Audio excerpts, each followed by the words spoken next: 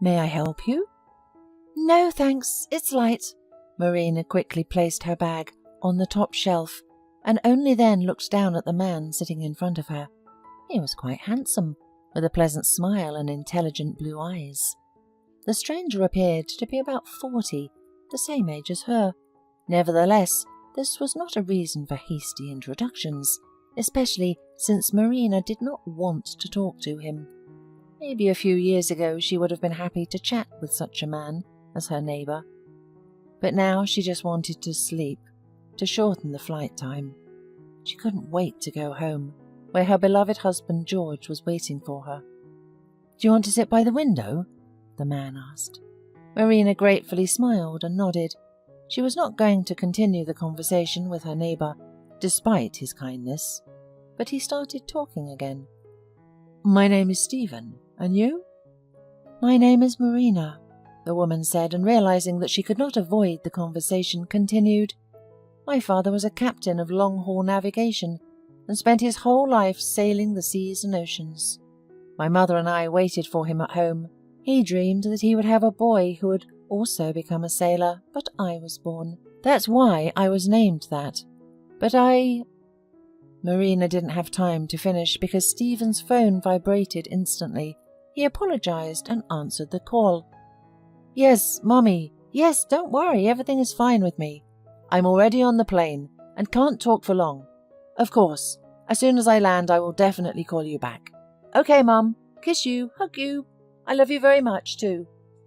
Finishing the conversation, Stephen smiled. "You probably think I am a classic mummy's boy. Don't apologize. I would have thought the same, although in reality everything is a little different. My mother has been living in Spain with my older sister for 5 years now. Recently, she had a jubilee, 80 years old, and I couldn't help but visit her, although I fly there twice a year anyway.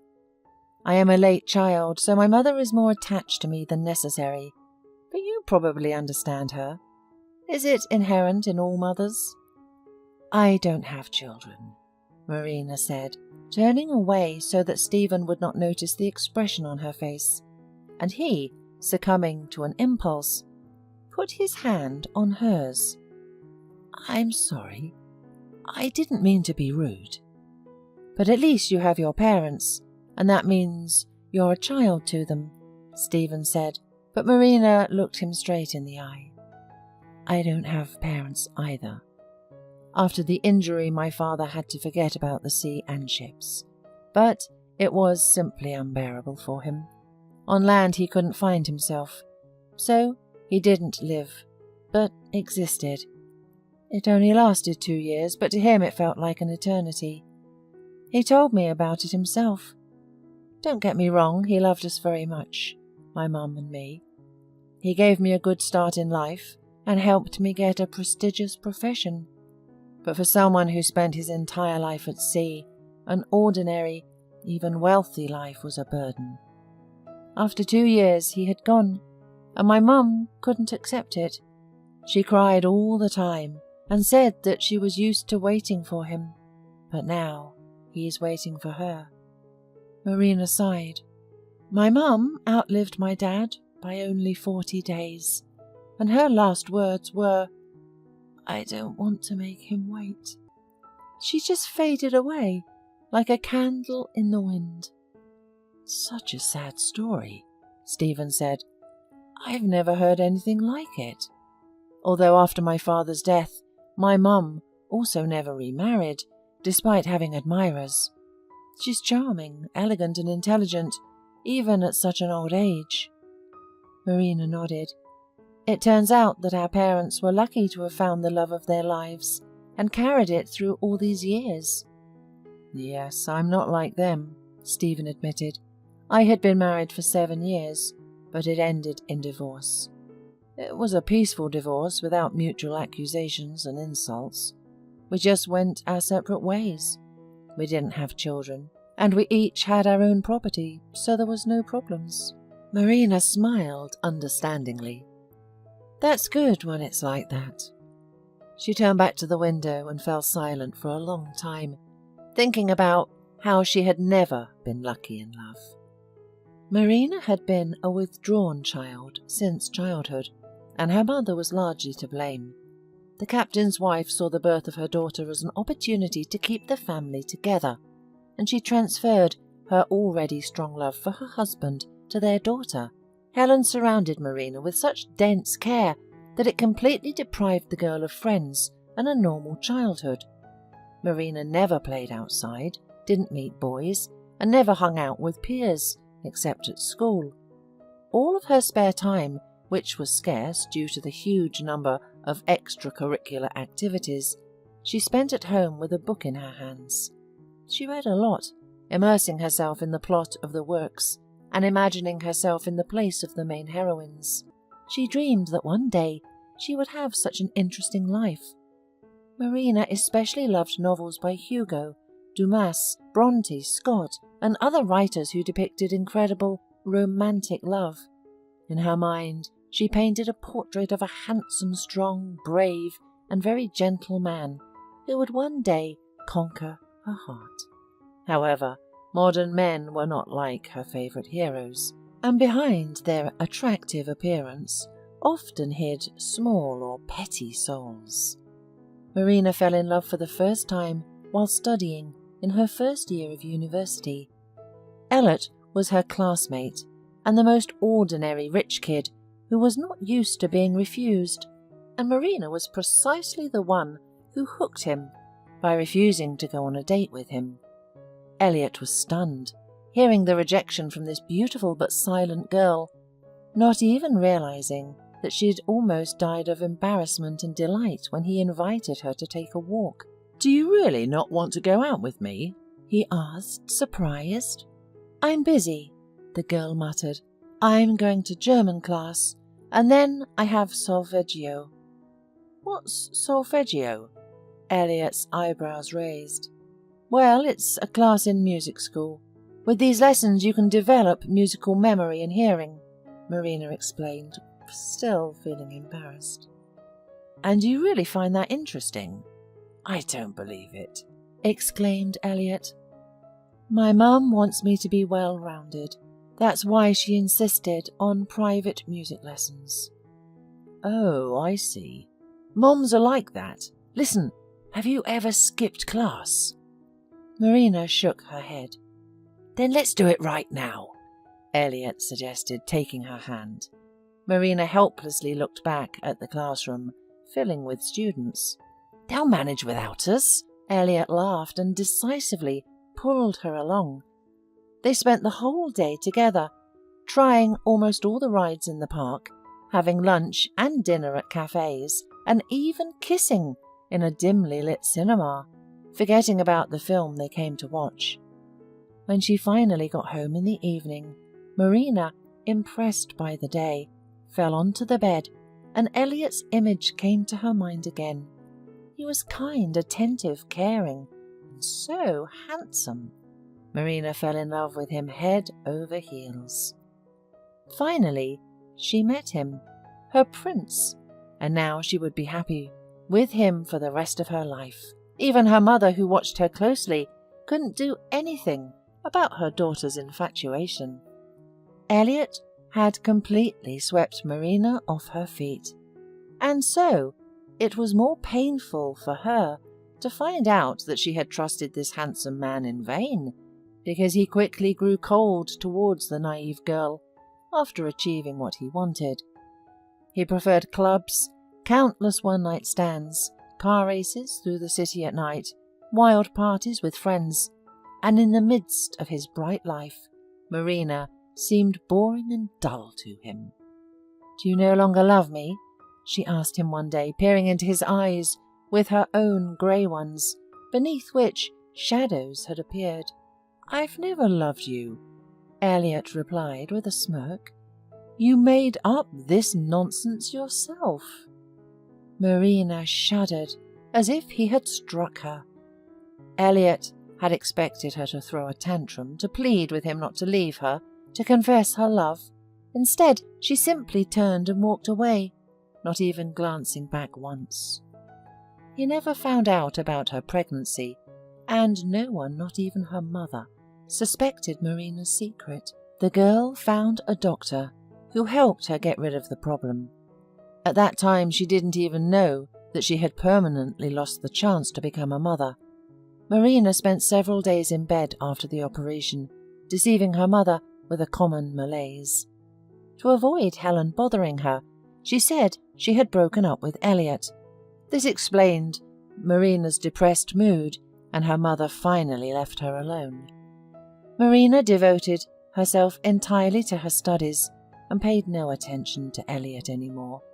She managed to get over him, but part of her soul remained forever scorched.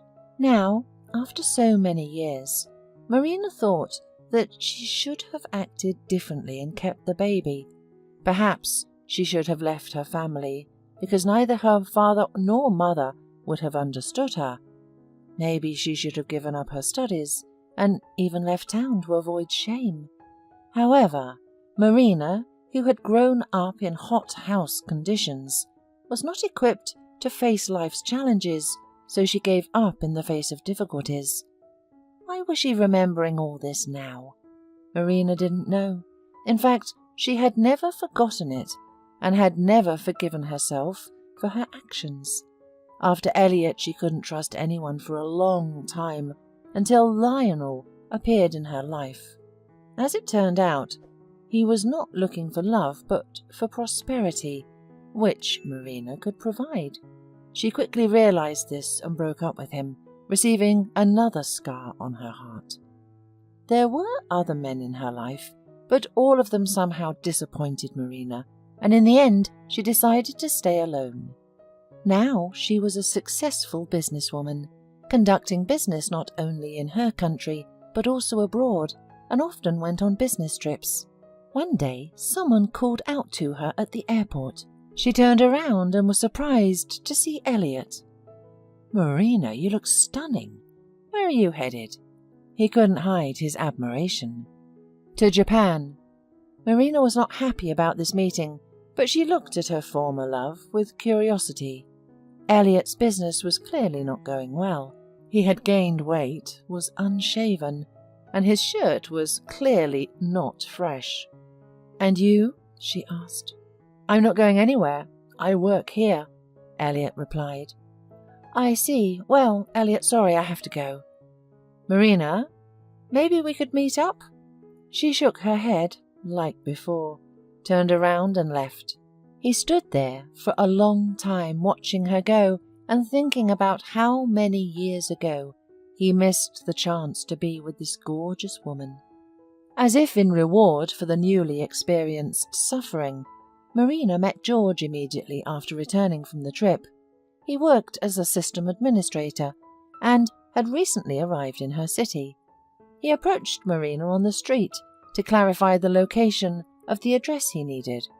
They started talking and decided to continue their conversation in a cafe over a cup of coffee. Longing for love, Marina trusted this feeling again, and it did not fail her. For several years now, she and George have been together and happy. Although Marina provided for her family, her husband endlessly showed her signs of attention, brought breakfast in bed, met her at home with a delicious dinner, gave flowers and small but pleasant gifts. Remembering this, Marina smiled, and Stephen noticed it and thought, "What a beautiful but sad woman." However, when she starts to smile, her face lights up like the sun. But when the plane landed, he couldn't resist and offered to exchange phone numbers with Marina. "I'm married." She shook her head and left, getting lost in the crowd. Marina didn't call George to warn him about her return, and was very surprised when she arrived home and saw him getting into the car with another woman. He leaned down to a stranger. Was it for a kiss? Or maybe just to adjust the seatbelt? Marina couldn't see what was happening in the car, but an unpleasant feeling overwhelmed her. George, not wasting any time, got behind the wheel and drove off without seeing his returned wife. Marina went up to the apartment and immediately noticed the mess. The bed looked as if someone had danced on it, and there were dirty dishes on the table, clearly set for two. Marina picked up the phone and dialed her husband's number. "Hey, honey!" exclaimed George. "How are you doing? I was just about to call you. Are you okay?" "Yes, and you?" Marina tried to sound calm. "I'm fine too. I just took a shower. I'm about to go to bed. I'm sitting on our bed and thinking about you." "No, George. It's me sitting on our bed." There was silence on the other end of the line. "Have you arrived? When?" George finally asked. "Just now. We missed each other outside. I saw you with another woman. George, can you explain what's going on?" "I'll be right there," he replied and hung up. Half an hour later he arrived and explained everything. "Marina, I have a son. That woman Isabel is her mother. I didn't know about him. She hid her pregnancy from me. Also, we were together only once before you. Recently she found me and started demanding money. Isabel and I have nothing between us. But the boy, I can't abandon him. He has some health problems. I'm renting a place for them and paying for his treatment." Marina understood, but didn't know how to react. After a few days, she demanded that George take her to Isabel and their son. "Okay," George agreed unexpectedly quickly. "I'll just warn Isabel. That's okay, right?" An hour later, Marina and her husband approached a door covered in dirty leather, and George pressed the doorbell. The doorbell was opened by a scruffy old woman in a greasy robe. "Come in," she nodded. "Danny's there. He's sleeping." Marina approached the couch, suffocating from unpleasant smells, and leaned over the small, skinny boy who was sleeping soundly. George stood beside her. "So, do you believe me now? Where's his mother? And who is this woman?" Marina asked. "Isabel went to get some medicine, and this is her mother. Do you want to know anything else? Because it's better to leave now and let Danny sleep." Marina headed for the exit, and the old woman hurried after her. "When are you taking him?" she asked. "We'll take him, but I need to talk to my wife first," George replied. The woman looked at him bewilderedly, but he had already left the stairwell. On the way home, Marina told her husband, "Tomorrow morning I'm leaving on a business trip for a couple of days, and when I come back, we'll take Danny to the hospital ourselves. Let him have a full examination. I'll pay for his treatment." "Thank you, my dear." George took Marina's hand and kissed her. "You're the best, and I love you very much." In the morning, Marina left without waking George. She didn't even suspect that she was seeing him for the last time. When she returned home from her trip, she was shocked to find the empty, ransacked apartment. George had stolen everything valuable that he could. Only the safe was beyond his abilities. He never learned the code. Marina grinned bitterly. The last night ran away. Well, I guess it's my fate to be a lonely princess. She decided to go to where Isabel lived because she was sure that George had gone to her, but the same old lady opened the door again. "Where are George and Isabel?" Marina asked him. "How should I know?" the dissatisfied old woman replied. "But Isabel's your daughter," Marina exclaimed incredulously. "Are you crazy?" the old woman snapped. "I have no one. And Isabel was renting an apartment across. Yesterday she left with her boyfriend George." "What about their son Danny?" Marina asked, unable to understand what was happening. "You are really insane. Danny's mother is my cousin's grandmother. We buried her a couple of weeks ago and Danny stayed with me. The guardianship promised to take him. I was glad because I don't need the boy. I'm old and sick. What can I give him? Yesterday Isabel came running, then saying that the guardianship would come and take him away now. And instead of the guardianship, you came." At that moment a little boy appeared in the doorway and stared at Marina with huge grey eyes. "Do you have his documents?" Marina asked, feeling her heart skip a beat. She sat down in front of the little one and reached out to him, saying, "I'll be your mother from now on." The boy ran to her, tightly hugging her neck. With him in her arms, Marina wrote down her address so that the guardianship would know where the child was, then took his documents and, under the relieved sighs of the old woman, left. For a few days she got used to the idea that she would now have a son. She gave instructions to her lawyer to start the adoption process and began taking care of Danny. She took him to a children's hair salon, bought him clothes and toys, and made an appointment with a doctor. At the appointed time, Marina walked into the doctor's office with Danny in her arms and gasped when she saw Stephen. "I've been looking for you," he said, smiling. "Is this your son? You said you had no children, but you had a husband." "Now it's the other way round," Marina replied. "I no longer have a husband, but I have a son, and I'm so happy about it." Danny turned out to be perfectly healthy, albeit emaciated, but under Stephen's watchful eye he quickly recovered, and Marina was truly grateful to him for that. A year passed. Marina and Stephen were married, and Danny was their beloved son. The boy paid them back with boundless love. One day, while having breakfast, Marina turned on the news and saw a familiar face, her ex-husband George. He was caught up in some fraud and now faced a serious sentence. Marina shook her head. Everyone chooses their own path in life, and fate itself punishes or rewards people for their actions.